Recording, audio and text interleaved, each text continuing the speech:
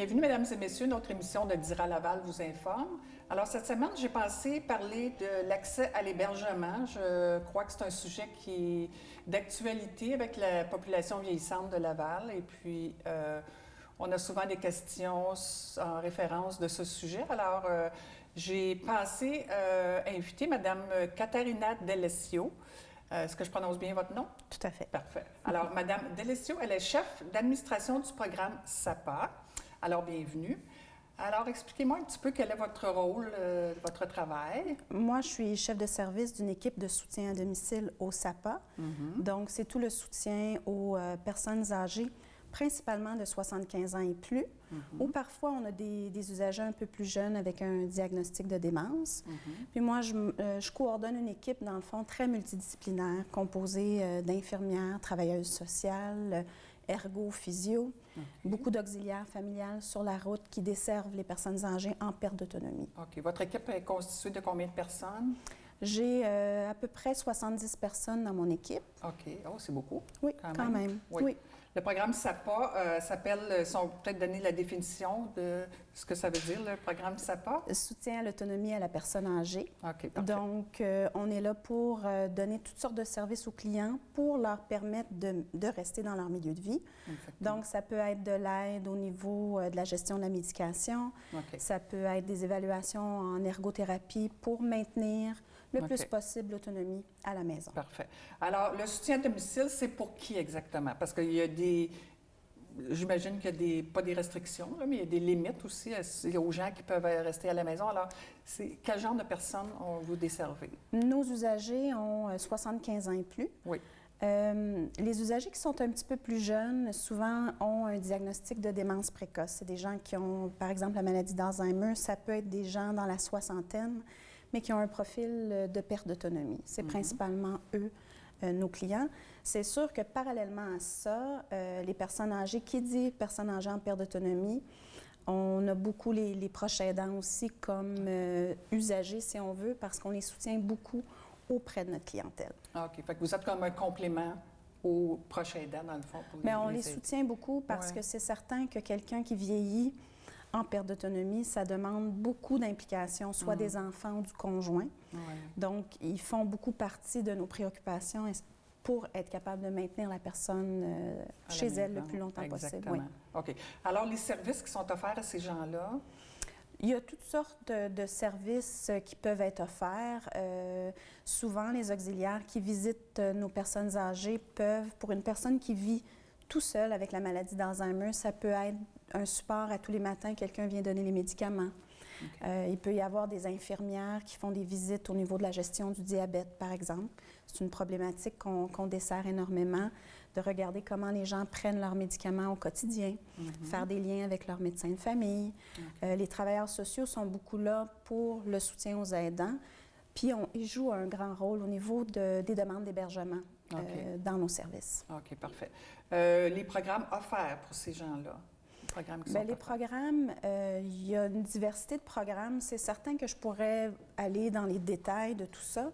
Je vous dirais que ce qu'on devrait retenir, dans le fond, c'est qu'on donne des services via une équipe qui est interdisciplinaire. Puis on travaille beaucoup avec la communauté, c'est-à-dire les organismes communautaires comme la Popote roulante, comme l'ALTA, différentes ressources pour aider nos aînés à rester le plus longtemps possible à la maison.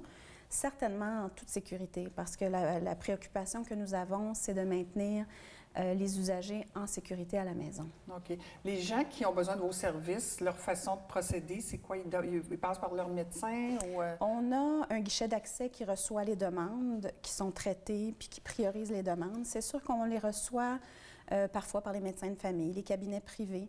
Parfois, c'est en sortant d'un hôpital qu'on va recevoir une demande de service. Des fois, c'est même les membres de la famille qui sont inquiets, qui vont appeler, dire « il me semble que grand-maman ne va pas bien, on a des préoccupations au niveau de son alimentation, elle prend plus ou moins ses médicaments. » Donc, toutes ces personnes-là peuvent acheminer une demande, une première demande. Par la suite, c'est certain qu'il y a des situations qui se sont priorisées, dépendamment des facteurs de risque à la maison. OK. Puis parfois, il y a des délais d'attente. Chaque situation est étudiée en bonne et due forme. OK. Alors, comment les gens peuvent téléphoner? Où est-ce qu'ils doivent téléphoner pour avoir toutes les informations?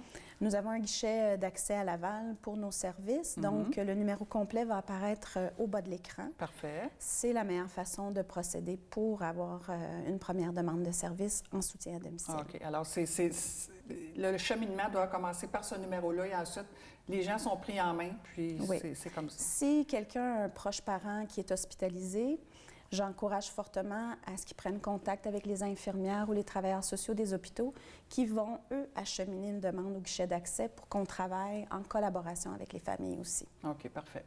Alors, là, on pourrait peut-être aller... Est-ce qu'on a pas mal couvert tout ce qui est à la maison? Il y aurait d'autres choses qu'on peut avant qu'on passe à l'hébergement? Bien, je dirais que, comme usager, on dessert une clientèle âgée certainement, mais avec toutes sortes de profils différents. Il y a des gens qui sont très physiquement très, très bien, Oui. mais qui vivent avec beaucoup de pertes de mémoire ou de déficit cognitif dans notre langage à nous. On a aussi des situations où des usagers sont beaucoup aidés par leur famille, mais en grosse perte de mobilité. Il y a toutes sortes d'adaptations, toutes sortes de recommandations que l'équipe interdisciplinaire peut mettre de l'avant pour justement aider ces familles-là à garder leurs proches le plus longtemps possible à la maison. OK, parce que souvent, on ne parle pas juste de perte cognitive, on parle aussi d'arthrose, arthrite, tout ce qui peut... Oui, arthrose, arthrite, des gens qui ont fait des AVC, C'est ça. des gens qui ont des problèmes pulmonaires avancés. Oui. Il y a vraiment toutes sortes de situations. C'est certain que nous, on a beaucoup de gens qui ont différentes formes de démence. C'est certain qu'il y a toutes sortes de stades à ça, mais il faut vraiment accompagner les proches à bien comprendre comment accompagner cette personne-là dans le processus de la maladie. OK. Quand on parle de perte cognitive, c'est sûr qu'il y a toujours différentes étapes. Est-ce que c'est possible de garder quelqu'un à la maison jusque vers la fin? Parce que c'est quand même pas facile pour les proches aidants non plus. Bien, je dirais qu'on a beaucoup de belles histoires à raconter en soutien à domicile. OK. Des gens pour qui on est très investi puis qu'on les garde très, très longtemps. C'est certain que quelqu'un qui maintient une capacité fonctionnelle, qui a des oublis, on a toutes sortes de méthodes pour pouvoir compenser, donner des médicaments et tout. OK. C'est certain que les histoires de succès que nous avons sont souvent interreliées avec des familles très, très proches ou des voisins, des bons amis qui les soutiennent. C'est certain qu'à un moment donné, s'il y a des facteurs de risque qui compromettent un peu la sécurité de la personne, c'est là où le soutien à domicile doit être réévalué, je dirais. Facteur de risque, ça signifie quelqu'un, par exemple, qui arrête de manger, qui perd énormément de poids, qui s'isole, qui ne veut plus sortir, mais qui ne veut même plus ouvrir la porte au CLSC. Ça peut des fois compromettre ce qu'on est capable de faire. Puis l'équipe va évaluer le besoin d'aller vers un hébergement, dépendamment de la situation. Dans les histoires de famille que nous avons, si un aidant tombe malade ou est moins capable d'aider son proche, c'est sûr que ça aussi, c'est un facteur qu'on doit tenir compte quand on envisage l'hébergement ou si on veut continuer à assurer le soutien à domicile. OK. Mais c'est faisable d'essayer de garder la personne le plus longtemps possible. C'est ça, c'est du soutien de votre part et de la famille. Mais moi, ça fait 6 ans que je coordonne cette équipe-là, puis il y a des usagers qui étaient là au tout début, puis qu'on les maintient encore en soutien à domicile. C'est sûr que le niveau de service s'est modifié. Plus la personne perd son autonomie, plus on ajoute des mécanismes d'aide et de suivi, tant au plan médical qu'en soins infirmiers, par exemple.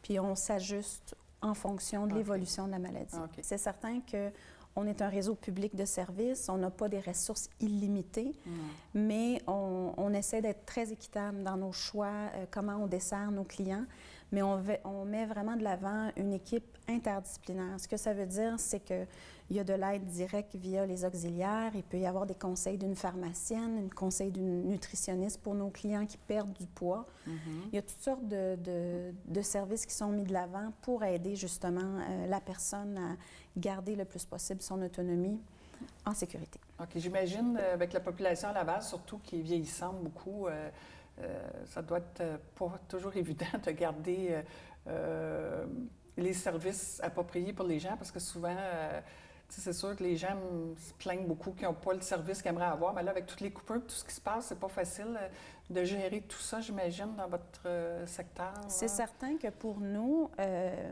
quand on reçoit beaucoup de demandes de services, ce qu'on cherche à être le plus possible, c'est équitable. On a des balises qu'on doit respecter c'est ça. certainement, mais je dirais que nos équipes nous apportent les éléments cliniques qui sont nécessaires pour prendre des bonnes décisions. OK. Si on avait des ressources complètement illimitées, les choix seraient peut-être un peu moins déchirants, si on veut. Ouais. Malheureusement, on a des ressources qui ne sont pas toujours disponibles quand on les veut. Mais je crois beaucoup au travail qui est fait autour de nos usagers à travers les différents professionnels qui sont OK. autour d'eux. OK. C'est certain que c'est pas toujours simple. Non. En même temps, on est capable, à la fin d'une journée, de dire dans nos décisions, bien, on est équitable dans nos choix. On respecte aussi les priorités qui sont demandées par le ministère. Ça Ouais, fait partie c'est ça. de nos contraintes. OK. En même temps, on se donne le devoir d'expliquer ça à la clientèle, de les accompagner quand ils font face à une hospitalisation, quand ils font face à différents critères ou des réponses qu'on donne, des fois qui sont plus ou moins populaires, si on veut, mais Ouais. on a le devoir de les accompagner dans la compréhension de notre réseau de la santé, dans le fond. Oui, c'est ça, exact. OK, alors maintenant, on pourrait peut-être parler parce que des fois, les gens, comme on parlait tantôt, doivent avoir une transition de la maison. Des fois, ça arrive à une situation qu'ils ne peuvent plus rester à la maison pour différentes raisons. Il y a une transition qui doit se faire entre les deux. Alors, lorsqu'ils sont en attente d'hébergement, c'est possible d'avoir les soins, ils doivent faire la demande. Premièrement, comment la demande se fait? Mais une demande d'hébergement, dans le fond, c'est une demande qui est appuyée au plan médical. Donc, ça demande à ce qu'un médecin fasse un processus d'évaluation pour le client. Ça demande aussi une évaluation complète d'une intervenante psychosociale. Donc, ces deux documents-là nous permettent de déposer une demande d'hébergement pour les usagers qui sont en perte d'autonomie. OK. C'est certain qu'aujourd'hui, on a des profils diversifiés au niveau des usagers de 75 ans et plus. Il y a des gens qui ont des atteintes cognitives, qui sont très, très physiquement bien. Il y en a d'autres qui sont plus atteints physiquement. Donc, dépendamment de l'évaluation de la travailleuse sociale, c'est à ce moment-là qu'on est capable d'avoir une idée du type de service qu'on peut offrir, soit en ressources intermédiaires ou en CHSLD public. C'est certain, il y a des gens qui débutent une perte d'autonomie, qui ont plus besoin d'aide, disons, pour préparer les aliments, certaines surveillances, des activités domestiques, faire le ménage, des petites choses comme ça au quotidien. Il y a aussi des ressources de type privé ou des chambres et pensions qui existent à Laval qui peuvent être là pour offrir un peu de supervision au quotidien, mais pour compenser les tâches un peu plus légères, si on veut. Fait que ce qu'on retient, dans le fond, c'est que les gens, dépendamment de leurs besoins, on peut les classer dans différents types de ressources. OK. Puis tout ça se fait selon l'évaluation avec le médecin et les services psychosociaux. Je dirais qu'avec l'éclairage du médecin, c'est sûr qu'il y a des familles parfois qui sont en déni, ne veulent pas nécessairement envisager l'hébergement, puis le repoussent, voulant que la personne reste le plus longtemps possible à la maison. Des fois, il y a des situations médicales ou des diagnostics un petit peu plus complexes qui surviennent. Donc, souvent, ce que le médecin va recommander aide les familles à cheminer vers l'hébergement. Parce qu'une condition, par exemple, comme une perte d'autonomie au plan neurologique, il y a des maladies qui évoluent parfois très rapidement. Mais en ayant les recommandations du médecin qui statue qu'avec le temps, il y a une dégradation rapide, mais ça permet aux familles, aux usagers de prendre les bonnes décisions. Oui, puis naturellement, lorsqu'on est dans des maladies cognitives, d'une personne à l'autre, c'est jamais la même... non, puis ils n'ont pas toujours la même réaction. Non, c'est ça, exactement, on ne sait jamais. Alors, on va aussi, on a parlé tantôt de, là on va prendre une pause, mais j'aimerais ça, après la pause, qu'on parle des types d'hébergement, les ressources intermédiaires, les CHSLD, tout ça, je pense que c'est important qu'on en parle. Excellent. Merci beaucoup.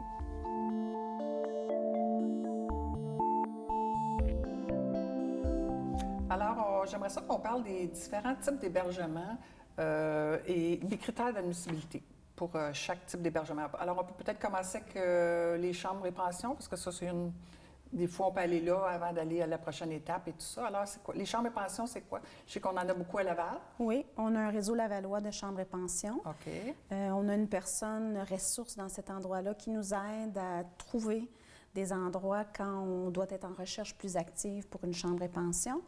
Les chambres et pensions, dans le fond, on pourrait les décrire comme des endroits plutôt petits, si on se donnait une image. Puis ça dessert des clients qui sont encore beaucoup capables de faire certaines choses, dont la mobilité est préservée. C'est des gens qui sont capables de se déplacer et tout.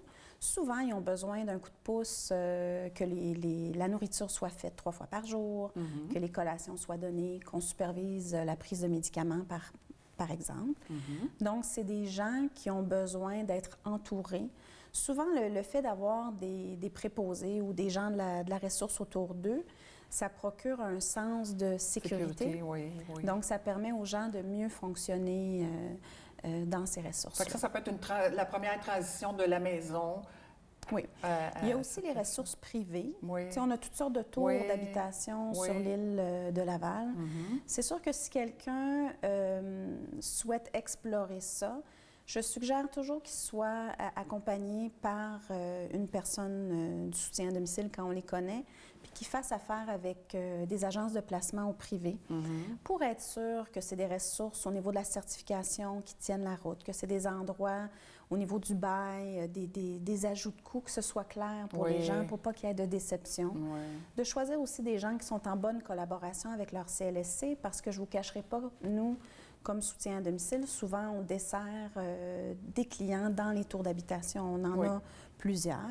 Donc, c'est sûr que c'est tous des critères à considérer. C'est certain que quelqu'un qui fait l'option du privé, il faut avoir les moyens de le payer, puis de prévoir aussi, s'il y a des ajouts de coûts, de ne pas être tellement serré qu'on n'y arrive pas, parce que ça cause énormément de stress aux usagers. Oui, puis il faut aussi que c'est important d'être bien évalué pour être au bon endroit. Parce que souvent, moi, j'ai vu des gens qui étaient... Ils ont décidé qu'ils prenaient, mais finalement, c'était pas vraiment la bonne place. L'autre chose, c'est qu'il faut se donner le temps. Des fois, par une situation de vie plus pressante, à cause de l'état de santé qui change rapidement, on veut se dépêcher. Mais il faut au moins prendre le temps de visiter quelques endroits, de se faire une tête sur comment ça se déroule quand on communique avec les gens qui sont en responsabilité pour se sentir à l'aise avec le contexte, puis où est-ce que c'est situé aussi en termes de ressources. Il faut prendre le temps d'évaluer ça. Je dirais qu'il faut prendre le temps de poser beaucoup de questions, puis d'être à l'aise avec ce qui se passe dans la ressource. Oui, avant de signer le bail, c'est très important. Alors, on a aussi notre ressource intermédiaire. Ça, c'est l'étape après les... Là, ça commence à être un petit peu plus... Ça descend un petit peu les problèmes cognitifs. Alors ça, on a ça aussi à Laval. Il y en a quelques-uns, je crois, aussi. Il y en a quelques-uns, oui. Je dirais qu'on parle de ressources intermédiaires. C'est un profil d'autonomie que moi, je donnerais le nom d'intermédiaire. C'est-à-dire que c'est des gens qui ont besoin de beaucoup plus de structure au quotidien. C'est souvent des ressources. Si quelqu'un vit avec la maladie d'Alzheimer, c'est des endroits où ils peuvent errer librement. C'est des endroits circulaires où la personne peut marcher, être occupée aussi avec des activités occupationnelles. Puis chacun d'eux ont des chambres pour leur séjour, évidemment. Mais tout est compensé en termes d'alimentation, donner les médicaments. Il y a des équipes dans les ressources intermédiaires aussi qui voient aux besoins des usagers.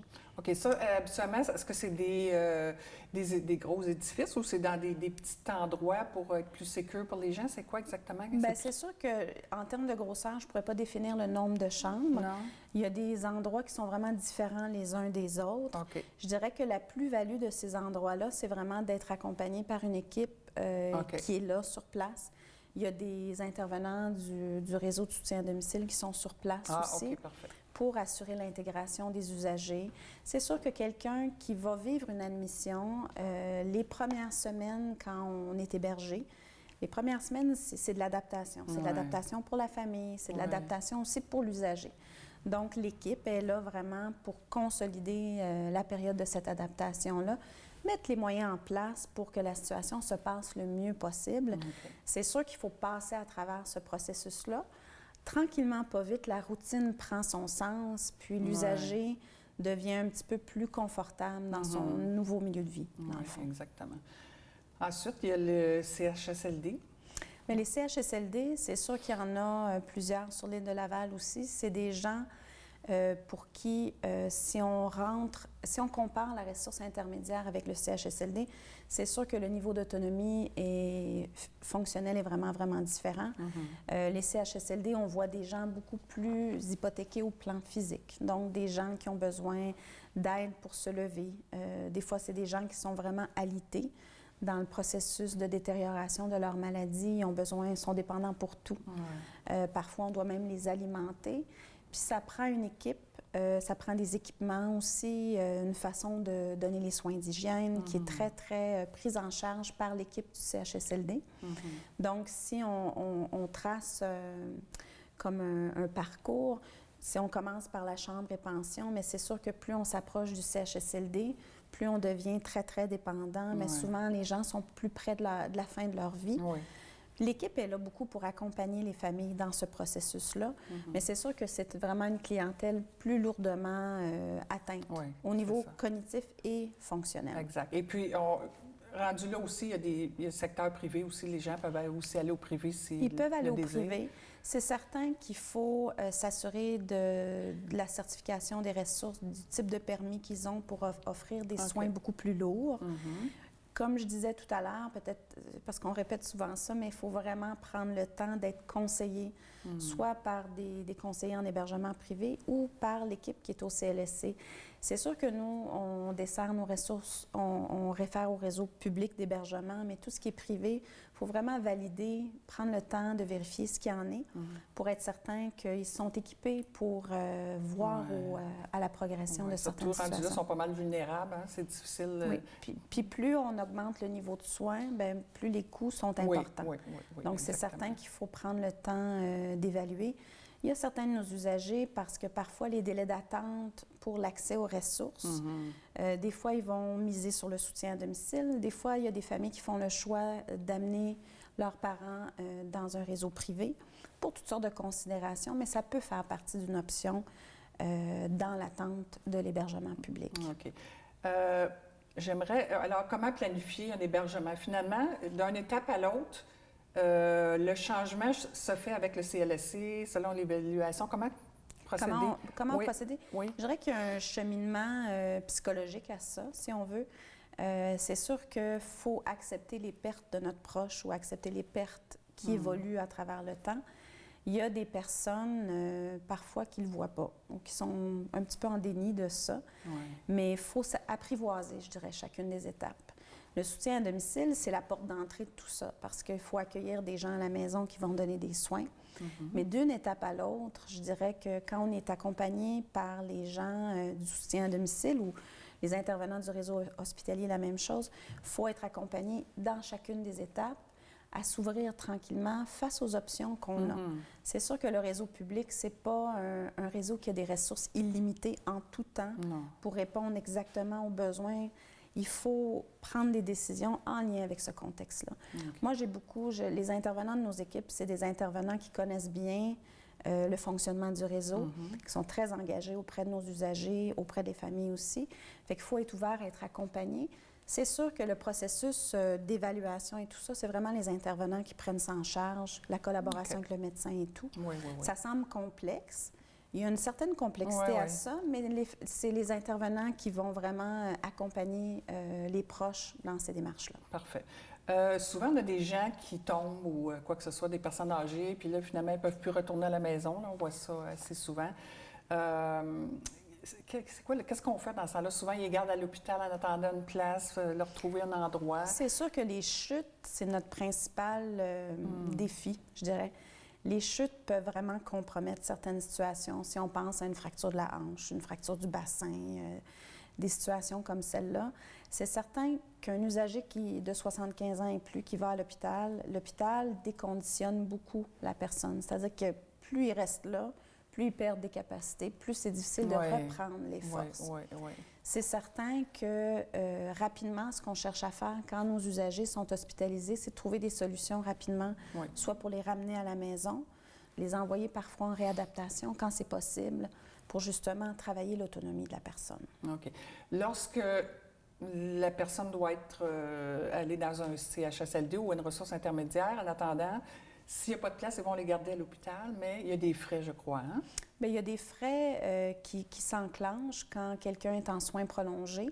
C'est sûr que je travaille pas directement à l'hôpital, donc je ne voudrais pas m'avancer trop là-dedans. C'est sûr que tout ce qui touche les frais d'hébergement public, il y a une démarche très toujours la même, un peu comme quand on fait nos impôts. Ah, OK. On fait une démarche avec la Régie de OK. l'assurance maladie pour OK. déterminer ce qu'on est capable de Ah, payer dans d'accord. le réseau OK. public. OK. Donc, je n'avancerai pas des sommes d'argent, mais plutôt si jamais on est confronté à cette situation-là, les gens de l'hôpital vont vraiment guider les familles à comprendre les OK. coûts associés à OK. l'hébergement. Fait que finalement, c'est selon les revenus des gens. Et Selon tout les ça, revenus c'est des gens. ajusté. Les gens qui ont peu de revenus, c'est sûr que c'est des calculs qui sont basés selon l'état particulier financier de la personne. OK. Des plus fortunés aux gens. Des fois, j'ai déjà eu des dames, j'ai déjà été travailleuse sociale sur la route qui étaient assistées sociales. Ils n'ont jamais été privés d'hébergement. Non. Mais c'est toutes des démarches qui se font. On est quand même dans un réseau public. Donc, les gens paient un peu en fonction de leur capacité. Puis, il y a des gens qui vont payer le plein montant parce que ça a été évalué de cette façon-là par la Régie de l'assurance maladie. Parfait. Fait que c'est juste, tout le monde peut avoir une place finalement. Là. Tout le monde peut avoir une place. De l'hôpital, parfois, il y a des situations temporaires qui sont offertes parce qu'on ne veut pas que les gens restent à l'hôpital éternellement parce qu'on a besoin de nos hôpitaux pour traiter aussi. OK. Mais ces situations-là, je vous dirais que quand ça survient, les familles, les usagers ont des travailleurs sociaux à qui se référer pour être guidés dans les étapes à venir. OK. J'aimerais qu'on parle des gens qui sont hospitalisés à long terme puis quelquefois doivent quitter, mais ils ne peuvent pas retourner à la maison. Alors, souvent, c'est pas toujours à Laval qu'on va les héberger temporairement. J'aimerais qu'on en parle un petit peu de cette situation-là. C'est sûr que c'est une situation qui est délicate, je ne vous le cacherai pas. C'est une situation qui, parfois, ébranle les familles ou les gens qui entourent les usagers. Mais c'est certain qu'il faut penser que le réseau public n'est pas toujours capable de déployer toutes les ressources en tout temps pour les usagers.